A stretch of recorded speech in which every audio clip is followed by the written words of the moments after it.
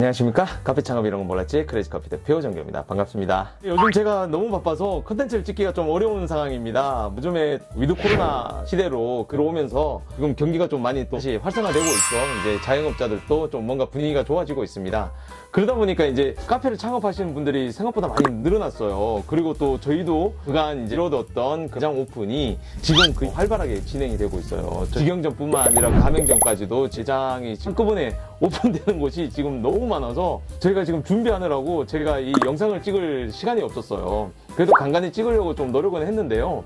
오늘의 그 내용은 오래간만에 창업 A부터 Z까지라는 이 컨텐츠인데 그 중에서도 입지 선정이라는 겁니다. 지금 창업을 준비하신 분들이 제일 많이 듣는 게 있잖아요. 상권 분석이라는 말. 특히 자기 건물이 아닌 이상 대부분은 임대를 해야 되는 그런 상황인데 이때는 이제 보통 상권 분석이라는 걸 해줘야 돼요. 그러니까 자영업의 출발을 상징하는 단어가 바로 상권 분석이라는 거잖아요. 불과 진짜 한 10년 전만 해도 뭐 1급 상권이니 2급 상권이니 하면서 먼저 상권을 정하고 그리고 차후에 입지를 선정하는 게 이제 정설로 이제 생각하고 계신 분들이 굉장히 많았어요. 근데 최근에 중심상권이라는 데를 한번 가보시면요. 이제는 뭐 예전 같은 그런 명성이 다 사라졌다고 보시면 됩니다. 요즘 뭐 강남역이나 뭐 홍대나 가로수길 이런 데를 가보시면요. 프랜차이즈에서 운영하던 매장들이 죄다 거의 사라졌어요. 그런 걸 이제 보는 게 이제는 이상한 일이 아닌 세상이죠. 요즘 뭐 1급 상권에 가보시면요. 죄다 임대 이런 현수막이 잔뜩 붙어 있습니다. 그래서 여러분들도 이런 상황에서는 무조건 1급 상권에서 뭐 카페를 해야 된다. 이런 강박관념에서 벗어나셔야 돼요. 지금도 많은 이제 창업 컨설팅을 하시는 분들이 말씀을 하시는 게 좋은 상권에서 해야 된다. 무조건 1급 상권에서 해야 된다는데 그건 진짜 잘못된 생각이라고 저는 감히 말씀드릴 수가 있어요. 특히나 이런 1급 상권 같은 데는 임대차 보호법에 이제 보호받지 못하는 그런 곳들이 되게 많거든요. 환상보증금을 계산을 해보면 임대차 보호법에 이제 보호를 받지 못하다 보니까 1년 지나고 2년 지나고 계약기간이 끝나자마자 임대료가 막 올라가는 그런 상황이 발생할 수도 있다는 거죠. 그렇게 되면 이제 감당을 못하는 겁니다. 특히 요즘 같은 코로나 시대에는 그런 높은 임대료를 어떻게 버티고 있겠습니까? 그래서 최근에 그런 1급 상권들 가보면 죄다 임대문이라는 그런 현수막만 붙어 있다는 거죠. 그래서 저는 입지 선정이라는 건 가급적이면 단순하게 출발하는 게 좋다고 생각합니다. 어차피 상권 분석이라는 게 보기 좋은 곳을 찾아다니는 게 그 목적이잖아요. 그 중에서도 이제 소위 가성비 좋은 곳, 다시 말해서 이제 다소 저평가된 자리를 찾는 게 진짜 성공 유무의 가장 중요한 점이잖아요.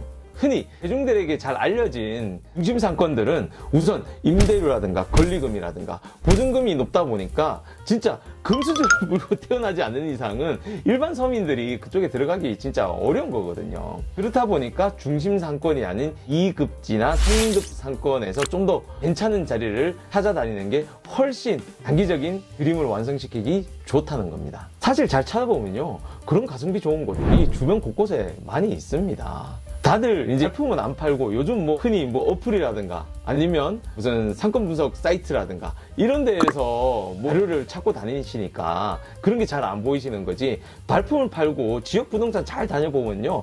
부동산들이 보유한 그런 좋은 매물들이 생각보다 꽤 많이 있습니다. 그런 것들을 발품을 팔지 않으면 온라인상에서는 절대 발견할 수가 없다는 거죠. 사이트가 이 물건 좋습니다라고 하는 거는 허위 매물에 가깝다고 보시면 됩니다. 그래서 제가 추천하는 방법은 일단 자신이 가장 잘 아는 곳, 바로 자신이 살고 있는 지역의 그 주거지에서부터 점점 거리를 넓혀나가는 거죠. 실제로 저희 크레이지 커피 그 매대점 같은 경우는 제가 20년 동안 살다 보니까 그 지역을 너무 잘 알고 있어요. 그 집에서 차로 이동하면 2분 정도 거리밖에 안 된다는 거죠.